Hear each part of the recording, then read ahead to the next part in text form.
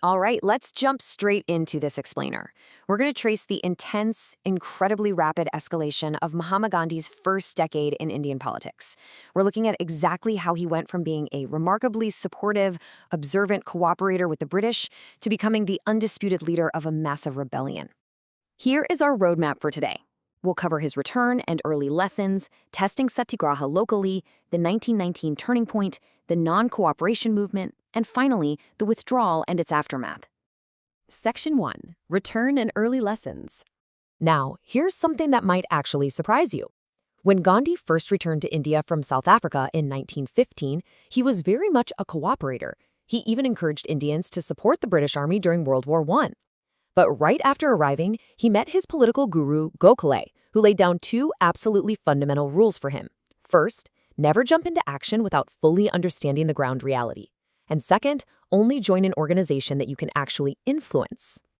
He really took that advice to heart. He didn't just rush headfirst into national politics. Instead, he spent a brief period just observing. And then, as you can see, his involvement escalated at breakneck speed over just 5 short years, culminating in the massive non-cooperation movement of 1920. Section 2. Testing Satyagraha locally.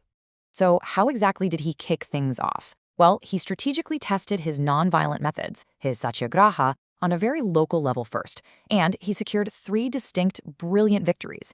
Down in Champaran, he fought for indigo cultivators who were getting crushed by unfair taxes, securing a 25% refund for them and actually earning the title Mahatma from Tagore.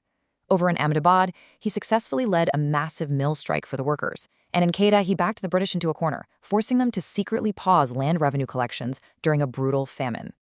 To give you a real concrete sense of how he navigated these negotiations, let's look at that Ahmedabad mill strike. Imagine you're a laborer.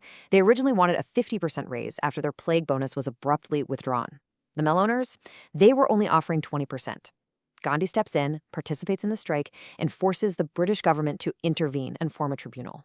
That tribunal ended up settling on a 35% wage increase. It was a very specific, calculated victory, and honestly, it made him the undisputed leader of labor almost overnight.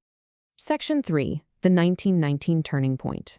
But, the momentum of all those peaceful, local victories, it was violently shattered. It all started with the Rowlatt Act. The British passed a bill allowing the arrest of Indian youth without any formal trial for up to 2 years. Completely stripped of fundamental political freedoms, Gandhi fiercely condemned it as a black act, and he organized his very first all-India nonviolent strike in April of 1919. And then, just a week later, the tension exploded into unimaginable tragedy at Jallianwala Bagh. With strict prohibitory orders in place in Punjab and key local leaders already arrested, an unarmed crowd had gathered for a festival. General Dyer arrived with troops and opened unprovoked fire. It was an absolute massacre. But what really pushed Indian leaders past the point of no return is what happened next. While Tagore threw back his knighthood and Gandhi returned his Kaiser-i-Hind title in pure disgust, the British Hunter Committee actually relieved General Dyer of all charges. And even worse, the Morning Post in England ran a charity drive, raising a staggering £30,000 to glorify Dyer as some kind of hero.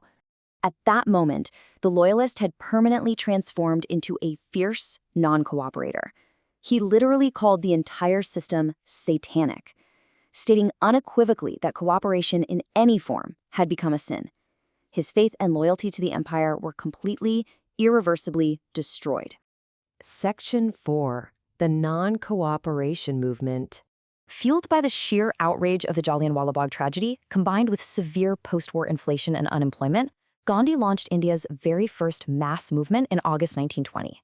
Now, he realized something absolutely crucial: the need for massive ground-level unity. So he masterfully integrated the ongoing Caliphate movement, which was a Muslim push to restore the Khalifa in Turkey, with the broader demand for Indian independence. By becoming president of the All India Caliphate Committee, he forged this truly unprecedented Hindu-Muslim unity. And the brilliance of this movement was its two-pronged approach. It wasn't just about rejecting the British system, it was about systematically building up India's.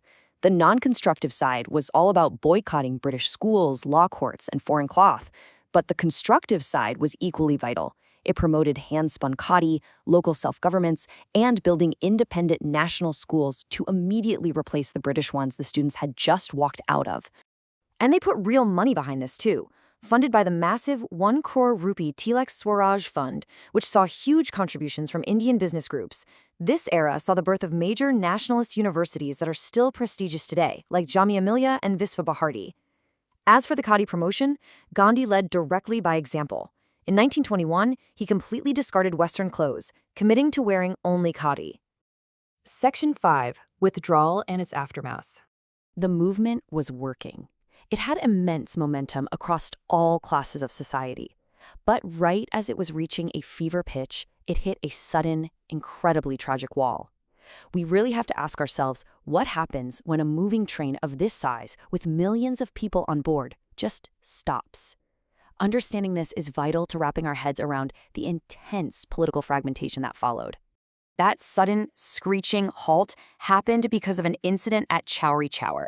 On February 5, 1922, a group of local Satyagrahis violently burnt down a police station, which resulted in several deaths. Gandhi, being fiercely, uncompromisingly protective of his nonviolent ideals, knew the British had a powerful military apparatus. He knew any violence from Indians would just hand the British the perfect excuse to brutally suppress this rising nationalism. So, just a week later, he made the incredibly controversial decision to abruptly withdraw the entire non-cooperation movement. The fallout was, frankly, massive and chaotic. You had frustrated youth who had given up their education feeling totally abandoned. Subhash Chandra Bose literally labeled the withdrawal a national shame. Revolutionaries completely abandoned nonviolence and went right back to armed struggle.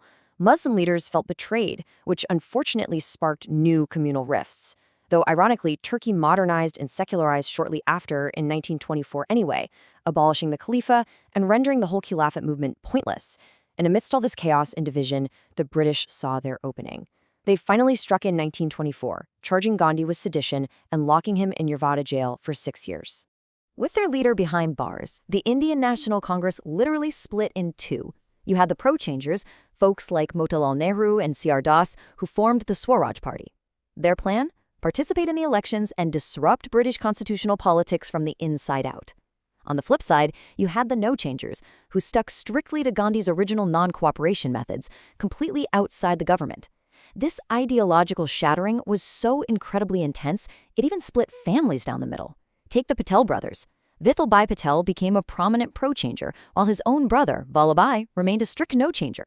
Which leaves us with a totally fascinating dynamic. The Swarajas actually went on to win large numbers of seats in the 1923 elections, keeping the heat on the government and even forcing the creation of the Muddaman Committee. So, when a beautifully unified movement shatters like this, does the drive for independence die, or does it just mutate and find completely new battlegrounds? We're left to wonder exactly how this highly charged, severely fractured political landscape would set the perfect stage for Gandhi's inevitable return from prison.